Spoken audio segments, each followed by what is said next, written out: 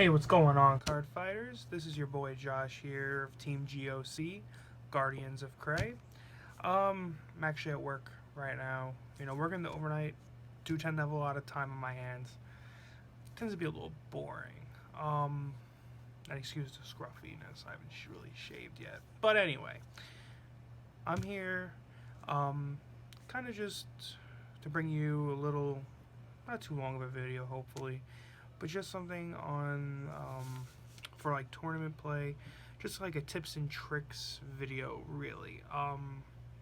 Just kind of trying to give like the message out there of if you're looking to be competitive, or you are competitive, or just starting out in the game, or been a veteran of the game, just little things here and there to get you ready for a tournament.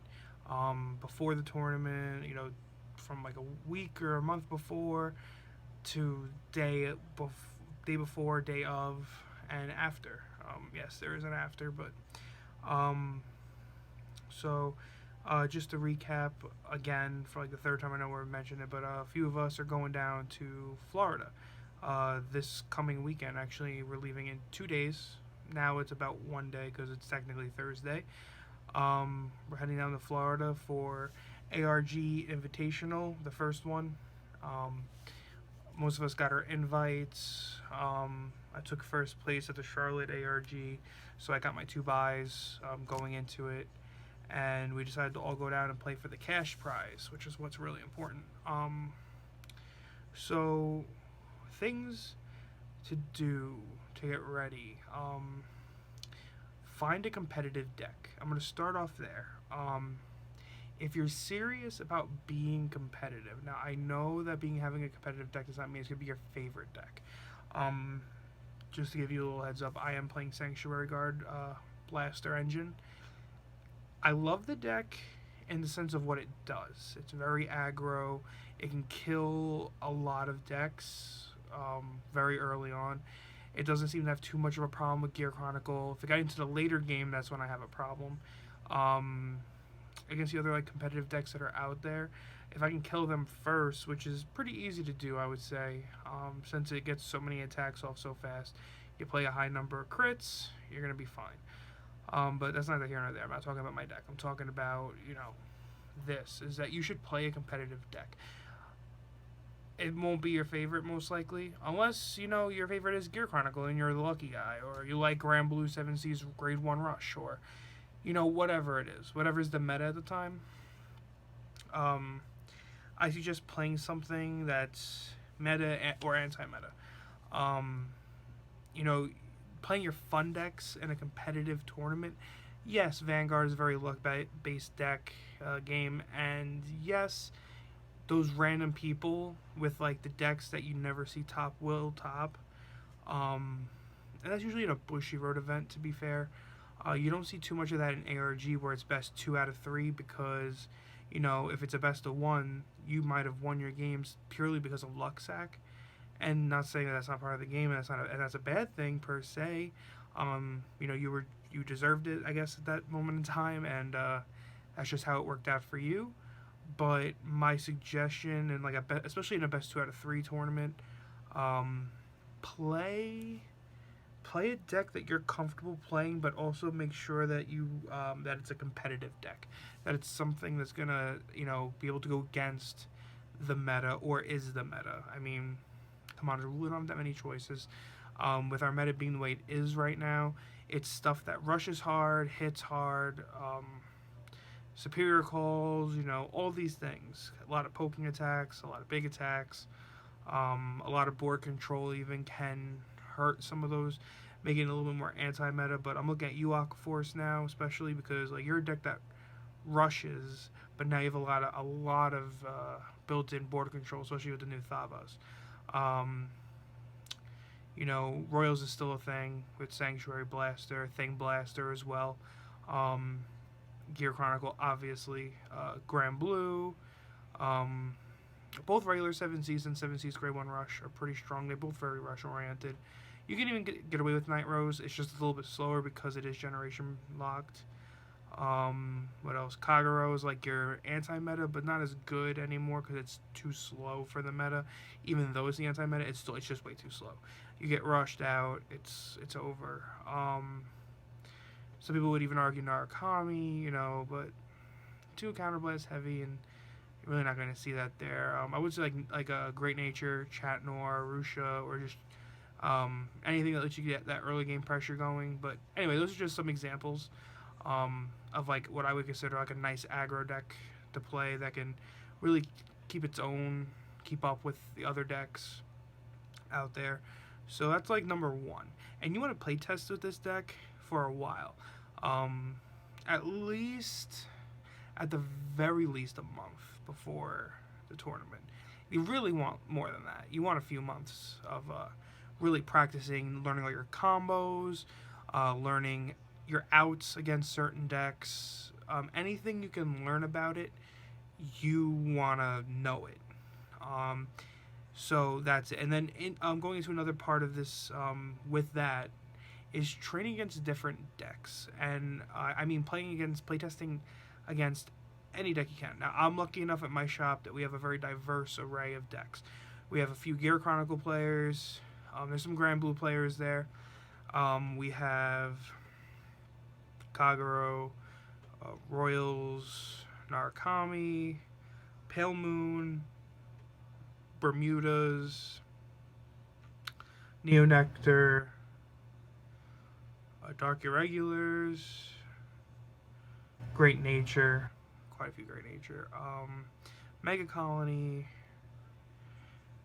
D-Police. I mean, we literally have pretty much one of everything. Like Link Joker, that's another good like anti-meta / meta deck, especially now with the aggroness of Messiah and everything like that. But anyway, we have someone that plays at least one of everything at our shop, and they're all pretty decent players, very good players. And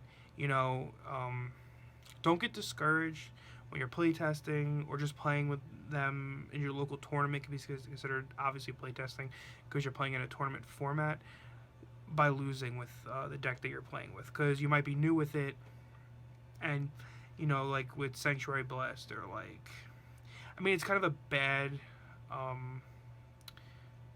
explanation, but like I started playing the deck and like I just started like really good with it. I don't know, it clicked with me. I've played Royals before. I played Think Saver before, back when it was like the meta, way back in Legion format. I never played Sanctuary Guard. I've never played the Blaster Engine, really. This was the first time I played that deck, and even then, like, I knew the power of it. I've played against it before that, and I knew it was really strong. So, I do play Kagero as my main deck, and I just wanted to play something that was more competitive and could get me wins, because wins are important if you want to win in competitive Vanguard. So playtesting, definitely knowing your combo pieces, knowing your outs, knowing your good and bad matchups can really help. Because if you're playing a deck and you have more bad than good matchups, you're probably not going to want to play that deck. Especially if the bad matchup is something that you see a lot of in competitive play. If you're playing something that loses against Gear Chronicle, I'm not going to say you don't want to play, because anything loses against Gear Chronicle, but you want to play against something that can keep up with it or beat it. Or at least as many times as you can get beat by them. I think they have a good chance. A good chance. So getting to know your deck, playtesting it, knowing your bad matchups. So and like the deck building obviously goes into that, knowing what goes into your deck and everything like that. But that's all the same thing with like playtesting and everything. I just kind of lump that all together into one thing. So after that so now you jumped the month, you've been practicing, you feel like you've really mastered it, or at least gotten to it's so comfortable for you to play that you can pretty much play it to the best of your ability. Now we come down to like, let's say like a week before your tournament.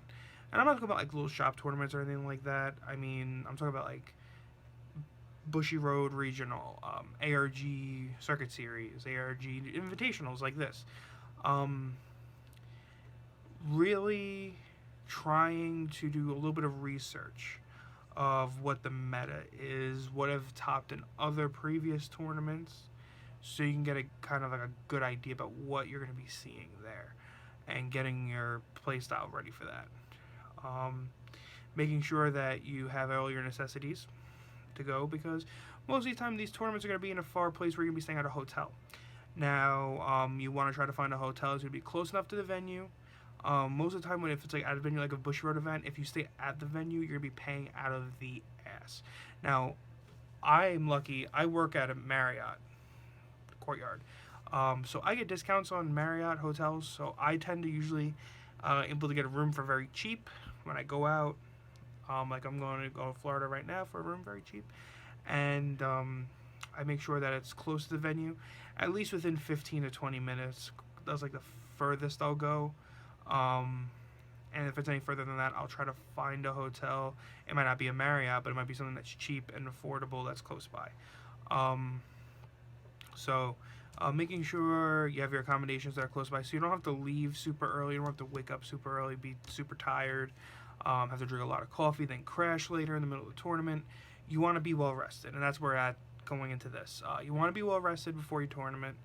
I know we went from like the week was very small. I mean, there's not a lot of preparation, making sure your deck is sleeved. You have the right sleeves for your deck. Making sure that there's no markings on them or anything like that.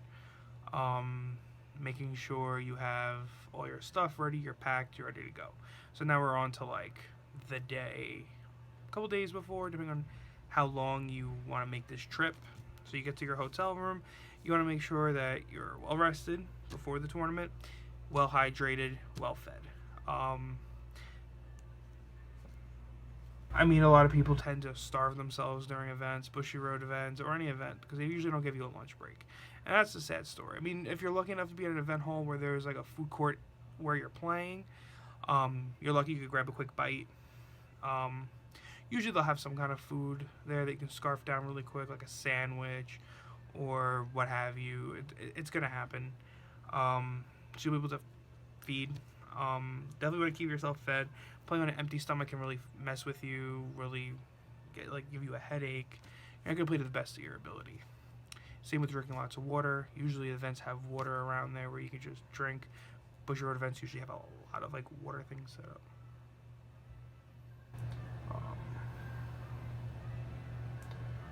What else? Trying to think. Yeah, so staying well fed, well rested, well hydrated.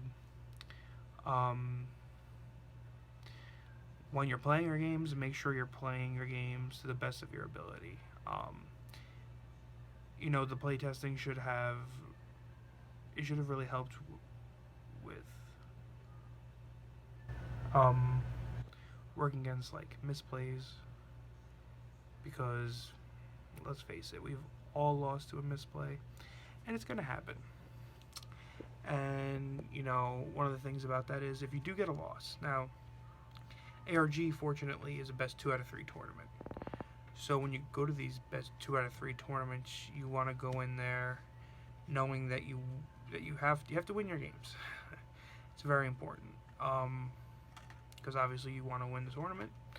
So you got to go in there with a positive attitude, and that's another very important factor. I'm a firm believer of what you put out into the universe is going to come back at you. So if you feel like you're going to go out there and you're going to lose, well, you're probably going to lose. But if you feel out there and you're going to give them 100%, goddamn, you're going to fucking go out there and give them 100%, and you have a better chance of winning than if you're just going to go into like, oh, fuck it, like, I don't even know why I'm here. When going to the event, now this can be like asterisk. Try to go sober. Now I don't mean like you can't have. Listen, adults, we play this game. We'll have a drink or something to steady the nerves beforehand. Because no matter how many times you play in a tournament, it's one of the things is trying to keep calm. Sometimes people get nervous because you get excited. Not a bad nervous, but you get excited.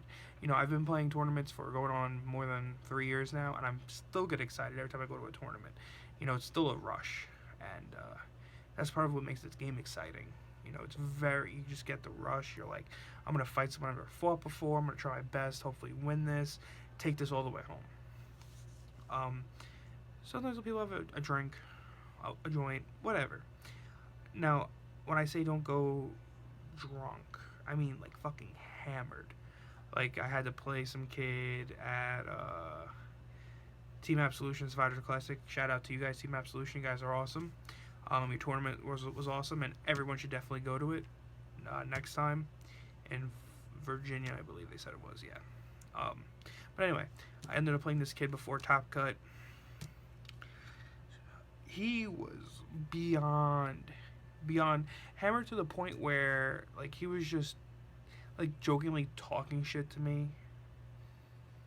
Well, he couldn't even, it took him fucking at least 5 minutes just to decide if he wanted to fucking call a unit. That's ridiculous. I could smell the booze across the table from this kid now. Obviously you don't want to be there. You don't want that. You're not gonna be able to play your best. I mean, like, I beat him, like, it was nothing. And I kind of felt bad, but, like, at the same time, I'm like, you did that to yourself. It is what it is. So my suggestion to you is, if you're gonna drink in moderation. And if you're driving, you probably shouldn't be drinking anyway. But if you're not driving, fuck it, put it in a cup, have a good time. I've topped tournaments while I was intoxicated, but I was not fucking pissed drunk. I can tell you that right now, because I wouldn't be able to play either. So yeah, go in there with like a clear mind, a positive attitude. Just another little tip, since we're on this subject, is if you lose a match. It's hard to say this because it's happened to me, but try your best not to be salty. And I mean that in the sense of, like, don't make your opponents win over you feel less than what it is to them. Because think about it, if you win, you feel excited. Wouldn't you feel like shit if your opponent just pretty much made you feel like ass? Like, oh, I could have guarded that, but I decided just to take it by chance. Or, I could have dropped the perfect guard, but I just felt like not. You know, like, the fucking excuses people give you. You know, it's one thing if they're great stuck. And, you know, they G-assist, and they miss their G-assist, and you end up, you know, beating them because of that. But you yourself will know that it was not a good game, and you'll usually apologize to them, like, listen, man, I'm sorry, I know this is, excuse me, shit luck, blah, blah, blah, whatever. It's different if, you know, you're playing, sorry about that, I'm holding my phone. It's different if you're playing against them, and you're doing everything right. You know, they're playing you, whatever, they're at 3 damage, and they have like a fucking, like, an 8 card hand, and you attack with your stride, they say no guard, you hit crit, and you put them to 6, and they lose that game. Don't feel bad, and I still have, like, a habit of saying sorry after doing that, but don't feel bad, because it's gonna make them feel like shit too. Like, I'm sorry I beat you. Like, what the fuck is that? You know, so don't apologize to them, but also don't take their shit if they're gonna be like, oh man, I could have perfect guard. But I'm like, then why didn't you? Yep, you're right, you should have, but that's why there's game 2. Don't make the same mistake. So try to be a sport about it. Like, if you end up being on the losing side, you don't want to be made feel like shit. So sportsmanship is always a very big deal here. It's different if your opponent's acting like a cocky asshole and starts doing shit to you and saying shit, then whatever. But you can also call a judge over and be like, yo, look, this guy's being a total douchebag, whatever. You're probably not going to do that. You're not going to really deal with that too much, not in this community anyway. I really haven't dealt against any salty players, even people that were great stuck against me and all that stuff. We had a good game still, and, like, we shook hands. It was it, you know? So be a sportman. Let's see. In tournaments where, like, there's no, like, double elimination or anything like that, Bushy Road, thank God you're fixing that. One of the important things that I feel is that, let's say you're not doing so hot. Maybe your record's X2, and you're in, like, the 5th round of 7, right? And you lose in round 5. And you may want to drop. My suggestion is to not drop, because you don't know who else has dropped that was ahead of you, thinking the same thing you were, and you might end up getting into, like, a top spot because of that. I'm not saying it's going to be a guaranteed thing. Other people might be thinking the same thing. What I'm saying is to stick it out. You went there to play. Whether you win or lose, you went there to play. And you went there to have fun. So why not get the experience of playing other players that you usually don't play against and see like what their play style is. So I definitely suggest going there, playing against them, even if you feel like, you know, it's a null and void point and you're gonna lose. Well, you know what? You might not have made top that time, but with the experience you gain from there, maybe the next time you will. So be a sport about it. It's all about being a sport. And you know, you dropping might fuck up someone else's record and fuck them out of getting top spot. So, I mean, not that you're going to care about someone else making top over you anyway, especially someone that beat you, but them winning their matches actually helps you to get top. So keep playing hard, try to get as many wins as you can after your 1 or 2, even 3 losses. Because depending on how many rounds there are, the more people, the better chance you have of topping with, depending on your loss to win ratio. And your score, your tiebreakers matter and all that stuff too. And one of the other things is like, kind of like a subject to it, is like, if you can, to these events, go with friends. It's always better to deal with certain things like being salty and stuff like that because you have someone to vent to. You know, I went to a tournament. I went to Chicago Busher Regional, and it was just me. And then like I lost in round 5. I had no one really talk to about it. No one to really be like, you know, oh my god, I couldn't believe this bullshit. You know, whatever. Da da da. When I went to Charlotte ARG, you know, I had all my friends with us, and we were all celebrating because a lot of us made top 8, or you know, because I won, and my other friend came in like 2nd place, and it was like, you know, it was just good vibes. You know, it makes it that much better. It makes you feel more accomplished. You have someone there to really help you out. But there's a lot of other things. There's other little things that you overlook. Making sure your deck list sheet is written out correct. Always double triple check your deck registration sheet. It could be the same deck you play at every event, and you can have multiple copies of this fucking deck list just because you want to be ready and make sure it is. But always make sure there's no typos. Make sure there's no cards missing or any extra cards added. Make sure that your fucking name is written right. I don't care what it is, you just make sure your deck list is correct. Because if you do win, that deck list is going to be put online, and if it's incorrect, your win was for nothing because you got an illegal win. Or if you know, if they check your deck out in top deck checks, you're kind of fucked. And by kinda, I mean you're fucked, because this happened to me. Not me, but one of my friends back in New York. Back when I was playing Vanguard for about 3 months, I made top 8 in a New York regional. And another friend from my shop in the same block as me, because they had 2 blocks in New York, in the same block as me, ended up also making it into the same block that I made it into in top 8, and he ended up missing a card on his deck registration sheet, and they disqualified him. He tried to fight it with the judge, this, that, and the other thing. He was tired, yada, yada, yada, and this is going back to, like, being well-rested. Make sure your deck registration sheet, if you can, print it out beforehand. Write it the night before so you're not rushing, and make sure it's correct. It's accurate. He got disqualified from top 8. I made sure mine was right. I was not disqualified from top 8. I got to play. So, it's very important. Make sure your stuff is accurate. It's just stuff like that. It's the little things that really do matter. Bring a pen. Sometimes those little score sheets that you have to write on.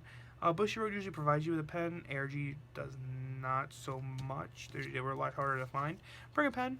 Bring some basic utensils. Bring dice if you have a deck that gets a lot of power, so you can keep power counters, because sometimes the difference of a 1,000 power can make a big difference between being able to guard an attack and not.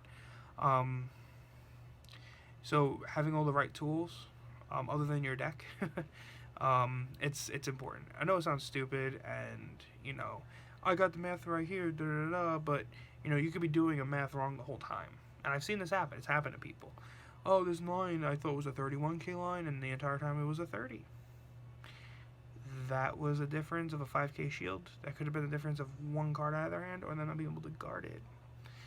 You gotta pay attention. You gotta pay attention to this kind of stuff. There's so many things, like, and I could probably sit here and talk about a while for them, but I'm going to leave it at that. So, some things that we learned is just to go have fun, play to have fun, play to win when you're playing competitive, but a very important part is having fun with the game. Because if you're not having fun, you're not going to enjoy yourself, you're not going to play your best. And when you do play your best, and even if you don't win, at least you knew you played your best, you did what you could, and you got to where you got to. And you'll do better next time. And if you do win, congratulations, you were the better player that day. And you deserve it no matter what happened in any of your matches, whether, you sack them, it's part of the game. They built the game for that way. It was built like that way for a reason. So, Josh again from Team GOC. I hope you enjoy this video. Like, subscribe to our webpage. Check out our Facebook at Team GOC Games. We have a Facebook page there that has all of our videos, updates. We'll probably vlog a little bit at the event in Florida. Try to meet some of the guys out there. See who else that I've played in other tournaments that might be there. And I look forward to hearing back from you guys. And I look forward to seeing you if you're going to be there in Florida. Leave a comment, actually. Let us know if you are going, because that'd be really cool. And we'll see you then. Until then, signing out.